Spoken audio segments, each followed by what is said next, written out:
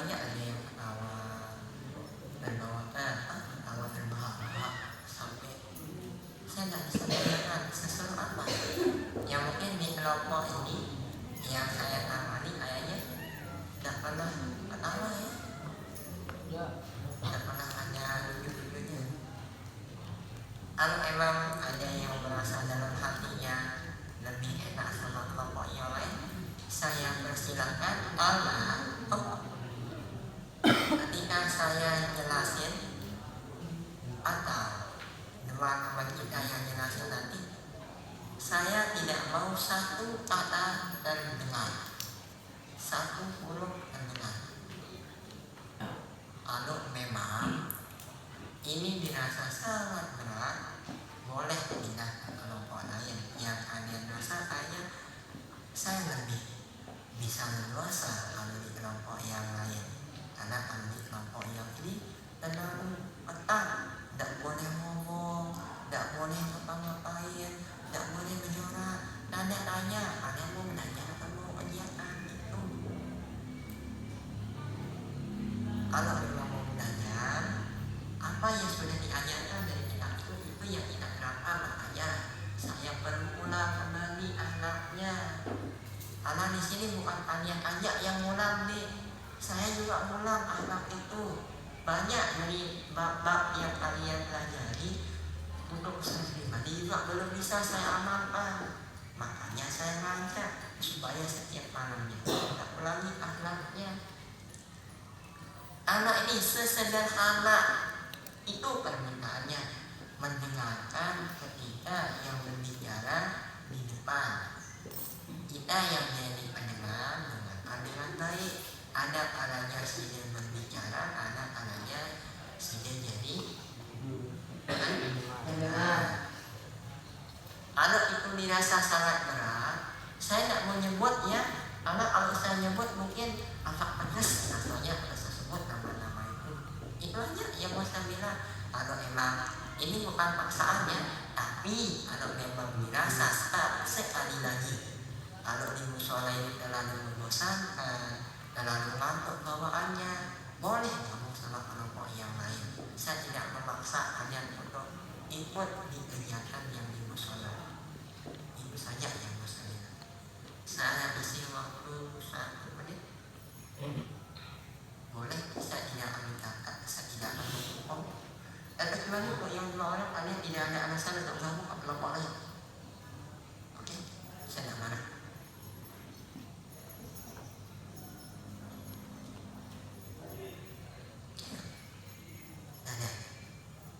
Atau kita tidak usah kegiatan. Karena kan itu yang diinginkan sama santri kan, non-bilang ngapain kita yang kegiatan, udah sebelum-sebelumnya kita bangun, subuhnya kita jamaah, setelah subuhnya kegiatan lagi, belum pagi sampai siangnya sekolah lagi,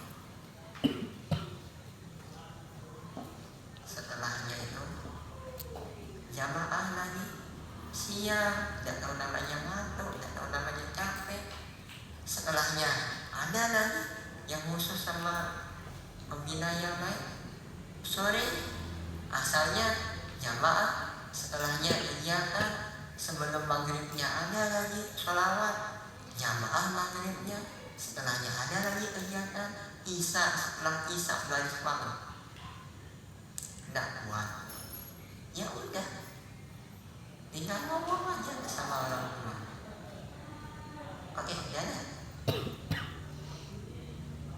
Ini yang saya minta lebih-lebih, dan khususnya yang untuk paling belakang saya tidak sebut belakang utara selatan timur. Intinya yang biasanya yang suka ribut itu paling belakang, yang kadang dia ngomong, yang kadang dia maaf, intinya tidak sesuai dengan apa yang kita membahas malam ini.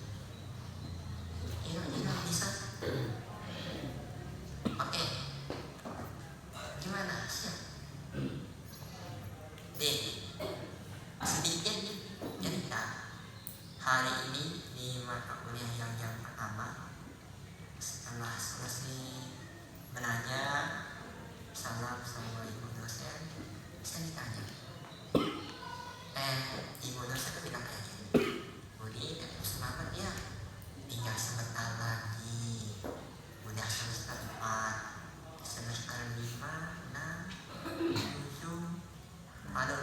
semester 1, apa dia salah semester 2, apa dia salah semester 3, apa semester 4. Di semester 4 sekarang saya tidak mau cepat-cepat di semester 5, semester 6. Berat itu. Jadi kalau kalian jangan berharap yaitu kapan kalian naiknya kelas 2, kapan kelas 3, kapan kalian aliyah, kapan kalian lulus. Jalani aja dulu ya sekarang. Tadi Ojan, mana Ojan?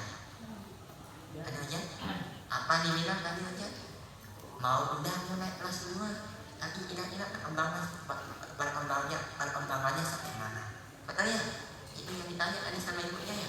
Saya tidak mau bahas yang Ojannya, tapi yang mau saya bilang adalah bagaimana orang tua kalau nanti kita ketemu di tengah-tengah masyarakat, kemudian orang tua kita ikut di sebuah acara, ayo bel dijadiin jadi pimpin diskusi, jadi pimpin pelajaran lagi. Ayo wah lulus dengan kota. Sejauh mana perkembangan kita? Kira-kira bilang apa tadi aja? Anda bilang sesuatu sama ibu? Ya benar, rasanya kalau kita mau bilang belum bisa ya. Tapi kalau kita mau tenang, wah puasa nahru, wah puasa soro, lo kita poli mana? Jangan sombong.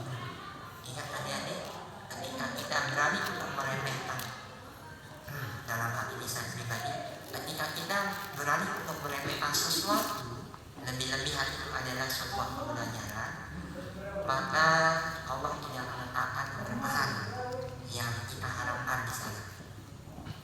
Ingat, menuntut ilmu itu harus tawaddu. Apa tawaddu? Rendah hati. Seberapa banyak ilmu yang ia punya atau sesedikit apapun yang ia punya, yang banyak ilmunya, jangan sombong. Ingat, menuntut ilmu itu ibarat tanaman padi. Semakin dia berisi, semakin dia menunduk. Ini tengah isi ilmu, si wahana. Nabi Muhammad saja, ya beliau yang kalau kita utamakan gudangnya ilmu, itu tidak pernah beliau katakan saya adalah manusia pintar, manusia dan pandai dan segala apapun. Yang kita tahu beliau itu orangnya tawaddu, rendah hati. Beliau tidak pernah menyombongkan diri. Ketika beliau diuji dengan pertanyaan-pertanyaan yang beragam dari kaum beliau, satu yang beliau tunjukkan dari ilmu yang beliau ajarkan kepada mereka, bagaimana caranya untuk membalas pertanyaan-pertanyaan orang-orang waktu kalau kita tidak punya ilmu. Kenapa beliau bisa bawa yang umat terdahulu ke alam beneran? Karena adanya ilmu itu. Makanya tidak main-main Nabi Muhammad itu adalah utusan yang betul-betul menjadi utusan dari semua nabi yang ada, yang menjadi nabi terakhir. Kenapa ada nabi Adam aja yang menerima kitab suci Al-Quran? Kan lebih awal, lebih baik, ya kan? Betul kan? Lebih baik. Jadi tidak ada ceritanya yang umat jahiliyah, itu tidak ada. Tapi kenapa di masa Rasulullah ada sebuah pertanyaan di sana yang belum kita tahu jawabannya, tapi ditanya guru-guru yang lain? Itu gimana? Udah siap? Siap atau enggak dulu? Udah? Asep? Udah? Oke, lanjut yang tadi ya. Tetap semangat. Terus Budi ngabdi di pondok ya? Ibu, saya ditanya, karena pernah cerita, mungkin ada juga beberapa dosen yang cerita kalau saya ngabdi, Budi punya lembaga ada di pondoknya. Punya naik. Besok di RA itu Budi yang jadi kepala sekolahnya. Saya diharapkan jadi kepala sekolah, tapi kemampuan saya jadi kepala sekolah itu belum ada. Kira-kira bisa tidak kira-kira? kita mau bertahan dengan harapan yang begitu tinggi dari orang lain, yang padahal kita merasa ayat sini berdua tidak bisa saya jelasin bab yang ini sekarang di depan teman-teman yang lain. Kalau kita belum coba, kalau kita sudah coba, ingat deh, pengalaman itu akan ada kalau kita sudah lakukan. Kalau kita belum lakukan, apakah akan ada pengalaman? Saya ulangi, kalau kita mau melakukan sesuatu, kalau kita ingin mendapatkan pengalaman, tapi kita belum melakukan hal itu, apakah akan terurai dia untuk pengalaman itu? Belum. Makanya kalau orang kerja, kira-kira apa pengalamanmu di dunia kerja yang lain? Belum ada. Kemudian, oh maaf, saya tidak menerima orang yang tidak ada pengalamannya.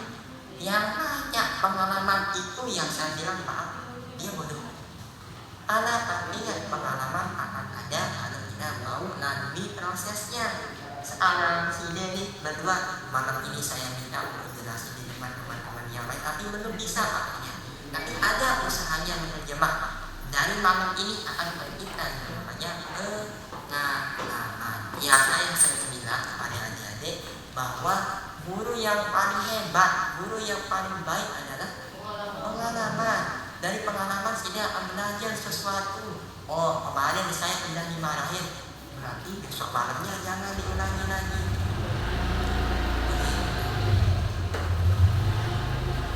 Saya minta sekarang sini bagiannya. Saya bagian berapa? 3 sama 4, 5 ya. Bagian 1 sama bagian 2. Oke ya? Oke. Saya yang salah ya, atau memang dari sini saja. Oke. Bagiannya ya? Tidak, saya minta bagaimana?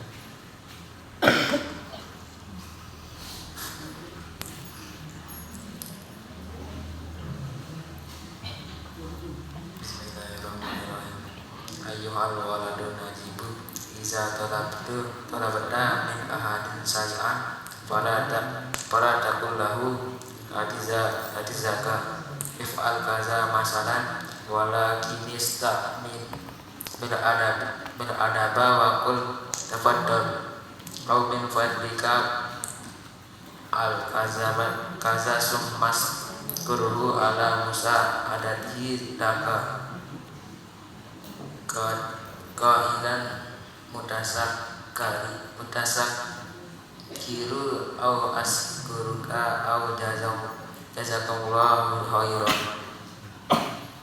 iza kallamaka ahadun fa'asgir ilaihi wala taqta alaihi kalamah walakin tazi ila an yafruga minhu wa iza adalaka bikalamin awhika ya kadasami laha bala takul lahu inni kadasami tu hasil hil hikayah kaila yang kasih rokok lahu.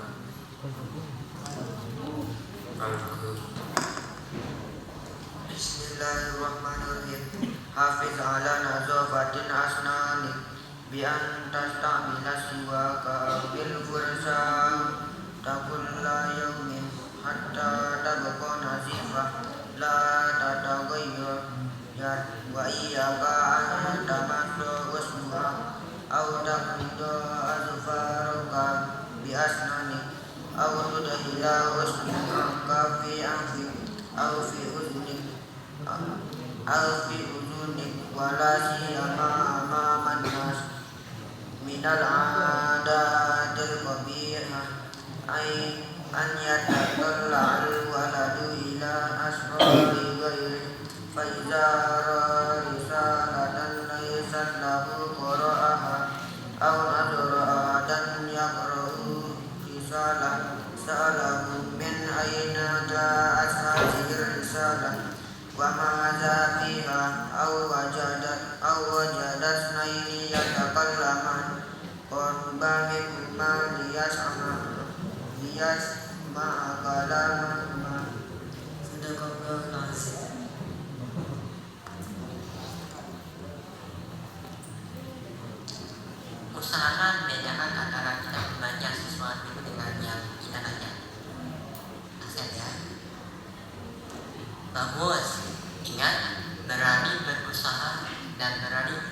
apa itu bagus. Tapi ingat, kita usahakan jangan terlalu senang. Oke, kita kasih tepuk tangan untuk teman-teman kita.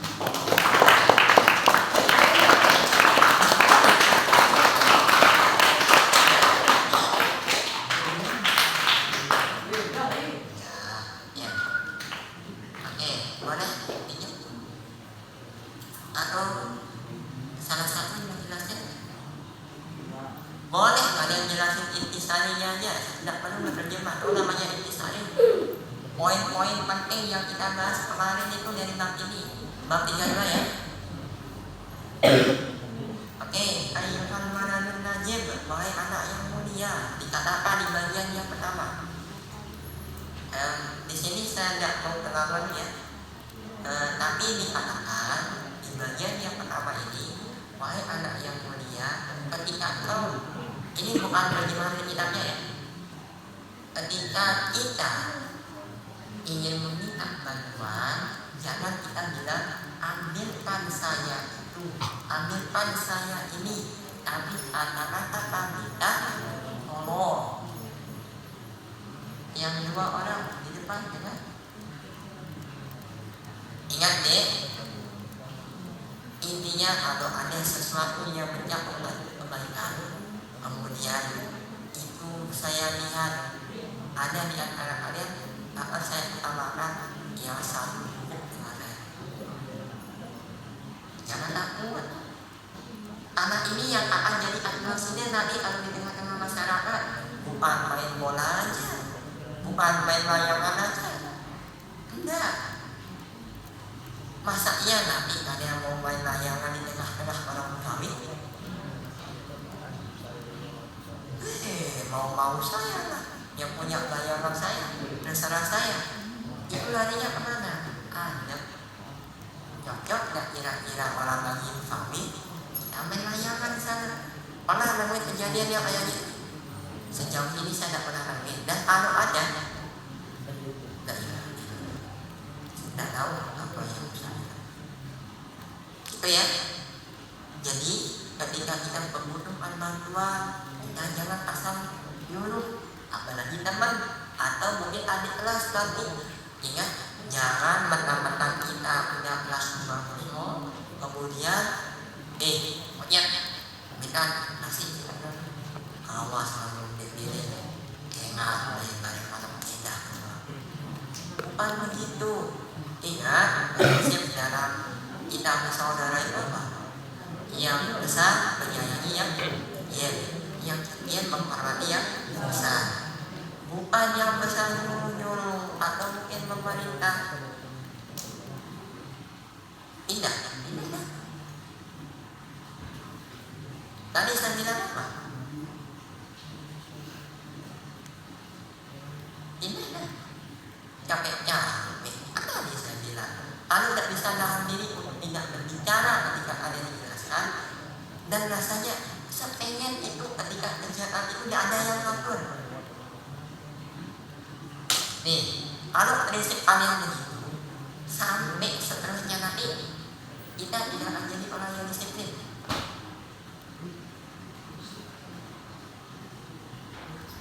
Kenapa? Kenapa? Kenapa nih?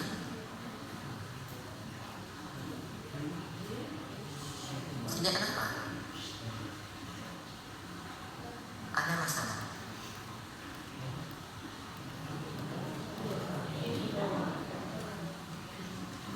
Gimana bang?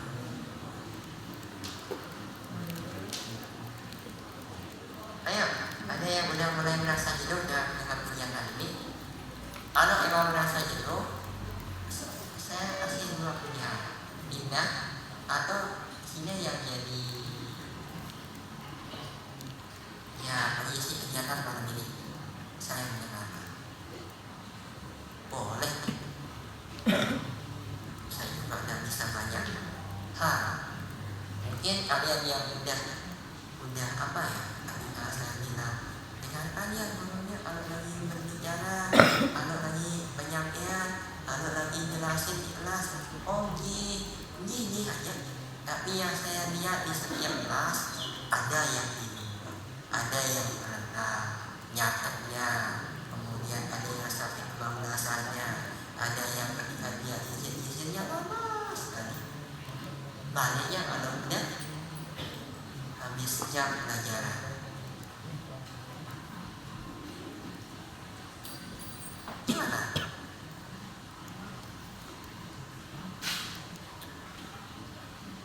Ayolah, kenapa diam?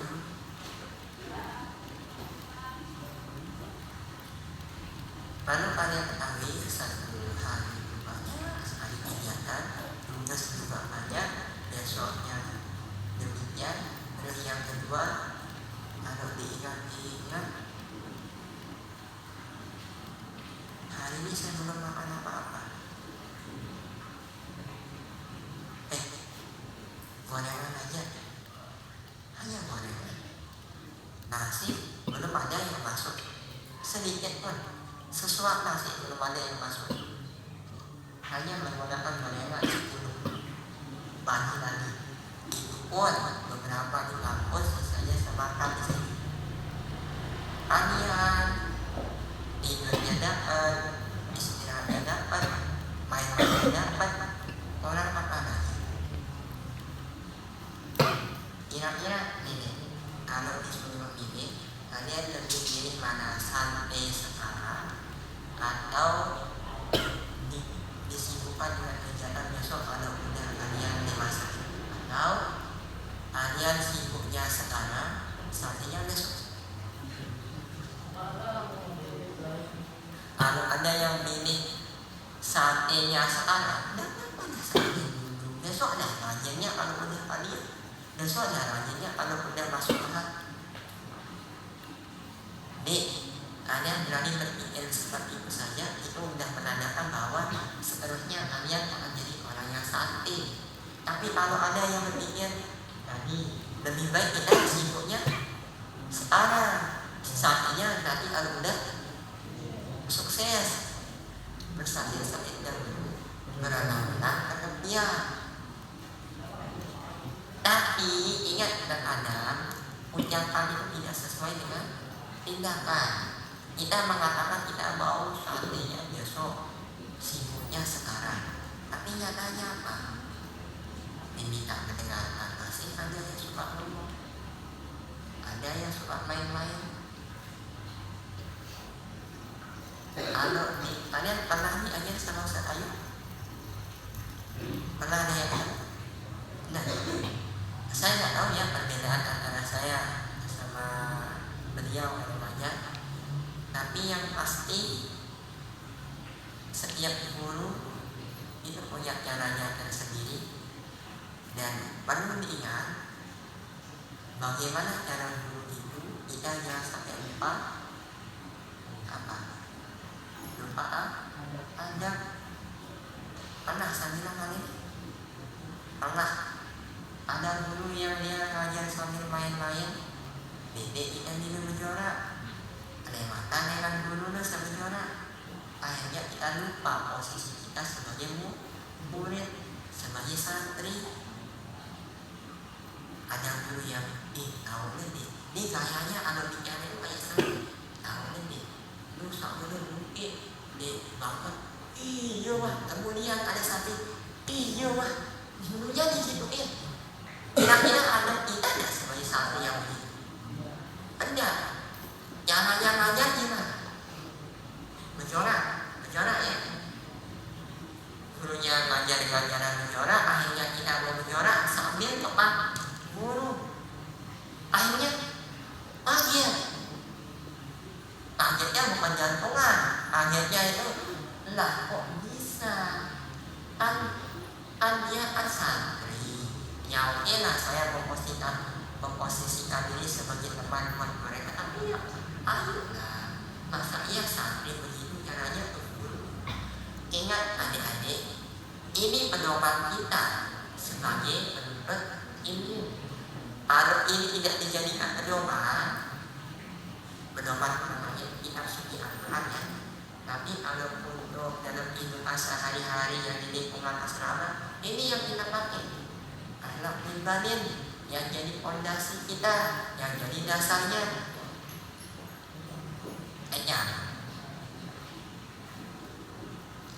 Kita mau buat rumah, kira-kira yang dibuat lebih dulu atapnya atau fondasinya? Fondasi. Kenapa fondasi lebih dulu ya? Hadir di Fitri itu ya. Yang lain akan pokok.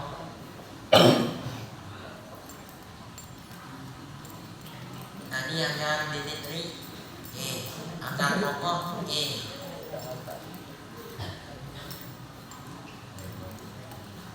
Jawabannya sudah betul.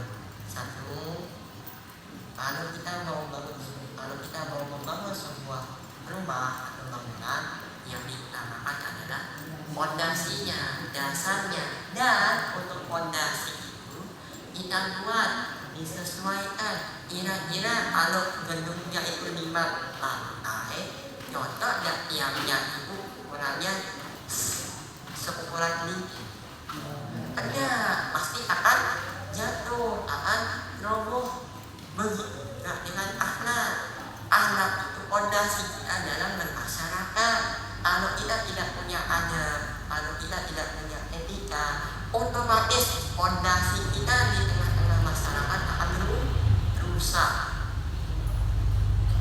Apa yang dikatakan di bab yang pertama? Asal apa yang dibahas di bab yang pertama? Tujuan kita punya akhlak yang baik dari sejak kecil adalah supaya kita dicintai oleh sebuah manusia. Bukan itu, tetapi itu adalah tujuan dari akhlak itu dibuat. Tujuan dibuatnya sebuah fondasi adalah pokoknya sebuah bangunan. Kalau fondasinya kuat, otomatis bangunannya juga akan kuat. Mau dia gempa 9 skala Richter, tapi saya tidak yakin ya kalau 9 skala Richter itu ada bangunan yang akan kokoh. Tapi kalau udah fondasinya kuat, pasti akan kokoh dia. Begitu juga, ayo kita minum ayo. Tidak usah dah ikutin ajarannya Muhammad, tidak usah ikutin ajarannya bapak guru saya. Capek-capek ditebas sama aturan. Ayolah, ayo saya happy minum. Kita main sama perempuan. Itu bagi mereka yang tidak dilandasi dengan aturan. Ingat adik-adik, kita hidup ini ada aturan yang kita jalani. Kita pergi ke rumah teman, main ke rumah teman, punya ada aturan di sana. Punya. Dan yang main di aturan itu apa? Adab atau etika. Siap. Bayangkan ruangan beliau ya. Bayangkan tiba-tiba masuk dalam kali yang ibadah tidak ada salah. Kira-kira itu ada ya? Atau mungkin maaf, anggap sedikit ke situ ya. Ada sendiri, tiba-tiba masuk. Gimana? Apakah itu ada seorang penuntut ilmu? Maka supaya hal itu tidak terjadi, harus dibuat apa? Aturan, harus ada adab di sana. Kalau mau datang ke ruangan pembinaan sebelum masuknya salam. Kalau udah 3 kali salamnya assalamualaikum, nggak keluar. Belum dia 30 detik, assalamualaikum. Belum lagi dia 30 detik, assalamualaikum. Jadi jeda ketika kita memberikan salam, ketika meminta izin, itu minimalnya 3 menit. Kalau udah 3 menit tidak direspon, kita harus turun. Mungkin meminta lagi istirahat, atau mungkin lagi keluar mandi, ya. untuk izin ini agak kesana kemari pembahasannya ya, maaf aja. Kalau untuk izin tapi tetap kaitannya kembali ke akhlak ya. Kalau mau izin ini yang kita pelajari bagaimana ketika kita izin sama guru, cocok dah kira-kira kita bilang, Ustaz minta izin dulu. Aduh anak bibi itu yang melari anak namun dia minta izin bolos lah. Itu ada anak yang baik atau anak yang buruk?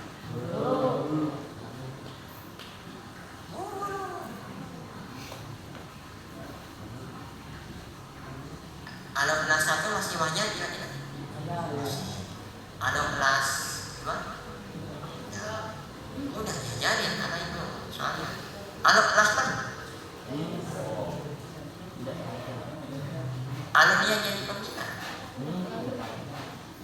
yayasan, pokok libur anak-anak awal pembina nggak boleh yayasan. Lucu. Ya lucu. Kok bisa pembina yang nggak boleh yayasan? Ingat semuanya ada aturannya. Aturan itu tidak umpamakan sebagai akhlak kita. Kalau tidak ada aturan, adik-adik, kalau tidak ada aturan, kalian tidak akan kerjakan malam ini. Kalau tidak ada aturan, sampah akan berserakan di mana-mana. Kalau tidak ada aturan, ini akan dicoret-coret semuanya ini. Kalau tidak ada aturan, motor-motor pembina guru-guru kalian akan berani pada lapangan. Tidak ada aturan, akan banyak terjadinya kehilangan. Bagaimana? Sebenarnya bisa diterima kira-kira? Ada itu yang saya mencoba tanamkan kepada diri saya sendiri dan juga kalian, supaya gimana kita merespon apa yang dimaksud dari kitab ini. Bab 1 dengan permintaannya manusia dididik mempunyai akhlak yang baik dari sejak kecil supaya dia dicintai oleh manusia, oleh keluarga, dan yang paling utama adalah mendapatkan ridho dari Allah. Kalau tidak punya akhlak, Allah akan tidak ridho pada kita. Orang tua juga akan benci sama kita juga, semua manusia. Ingat, kita belajar akhlak yang tadi bukan semata-mata supaya kita disanjung. Ya Allah, hai jadi akhlak ini rajin, ketawadu, pepacu, derajat. Jadi kan ada orang ini malas, gosip, makan lagi. Bab yang kedua dengan apa? Apa bab kedua itu? Di mana yang akan lakukan mana?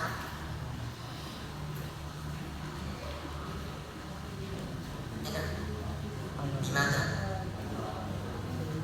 Anak yang beradab. Anak yang beradab itu dengan apa sih? Satu, dia yang menjaga tutur katanya kepada teman-temannya yang lain, kepada guru-gurunya, tidak suka berbohong. Kalau udah dia Ustaz, tadi saya pakai motor. Kalau udah tahu ini salah, maka harus berani untuk minta maaf. Ciri-ciri seorang laki-laki yang jantan itu ya, bukan dia yang ketika ditemukan pakai motor kemudian busukkan dada, tidak, tetapi laki-laki yang jantan, ya laki-laki yang sesungguhnya adalah ketika tahu dirinya punya salah berani untuk minta maaf. Itu bukan yang hanya sekedar berapa pacaran 15. Gak usah tunjuk-tunjuk teman. Saya dulu berhayal pernah sambil pacar saya itu 50. Boleh dong berhayal sebanyak itu, boleh. Tapi kira-kira sanggup tak kalau terwujud? Sanggup lahirnya, sanggup batinnya. Nabi siapa? Nabi Hud. Nabi Daud kayaknya ya. Yang beliau itu kalau tidak salah 100 semuanya itu dibuat puas kata satu malu. Kalian jangan pikir yang kejoroknya, jangan pikir kejoroknya aja. Tanda tanya, beliau sanggup dalam satu malam, satu hari, lahirnya beliau sanggup, badannya juga sanggup. Kita jangan soal mau nikah lah, katanya pacaran lah, katanya. Tanda tanya, kira-kira petihnya sakit dulu, ira al-Fatihah, Sayyidina, ira ngerti maksudnya? Jangan dulu ke situ mas nikahnya. Doa kulitnya Allahumma hdini fiman hidayah. Atau yang lain, qul huwallahu ahad Allahu samad lam yalid wa lam yulad wa lam yakul lahu kufuwan ahad. Masa itu saya pernah alami masih SD dan beberapa teman juga ada yang suka seperti itu. Kenapa sekarang tidak diulangi? Oh, ayat Al-Quran tidak boleh dibuat begitu. Kalau udah seperti itu deh, kita diajarkan menjadi ada yang punya karena yang kita baca adalah ayat di Al-Quran, tidak boleh seperti itu. Oke, sampai di situ paham ya? Untuk yang dua orang adik saya yang saya sayangi, Asep dan juga Mas Asep, Dimas dan juga Faisal. Dulu waktu mondok, saya paling benci itu sebut-sebut apalagi yang nyebut waktu itu kita.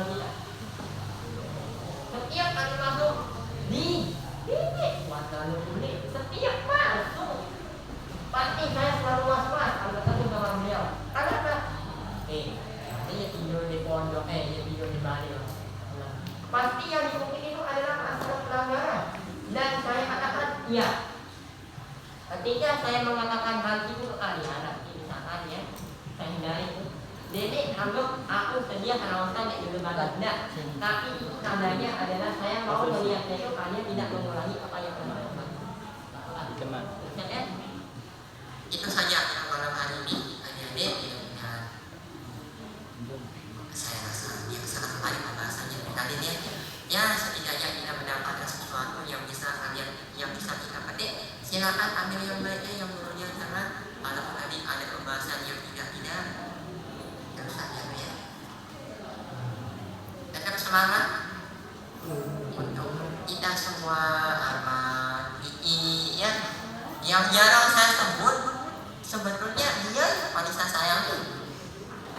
Yang saling sama saya, Asep, Dimas. Nah, pernah bisa sayang sama dia. Yang tidak pernah saya sebut namanya ketahuilah. Diam-diam saya perhatikan banyak. Arman, Ii, Rohit. Iya. Rohit. Saya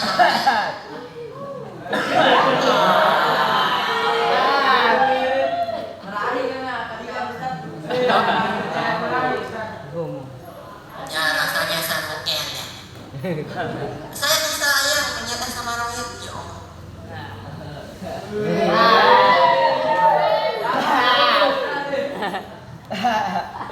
Ini penerusnya sakit. Ya Allah, kalau saya ingat ayo. Ya, jangan begitu ya. Berarti saya ajak nikah mau? Nikahnya itu bebarengan, bukan nikah sesama jenis. Nikahnya bebarengan. Ada apa? Dia bilang sayang sama saya. Kalau tanda sayang itu kita ungkapkan aja kita nikah bareng-bareng. Ambil yang lawan jenis, bukan yang sesama jenis. Nah, untuk adik-adik, biar lebih afdal kita menjaga kita pada malam hari ini dengan menyiapkan alhamdulillah dan doa kepada majelis. Alhamdulillahirabbil alamin. Subhanallah wa bihamdihi, asyhadu an la ilaha illa anta, astaghfiruka wa atubu ilaik. Assalamualaikum warahmatullahi wabarakatuh. Oke, matikan.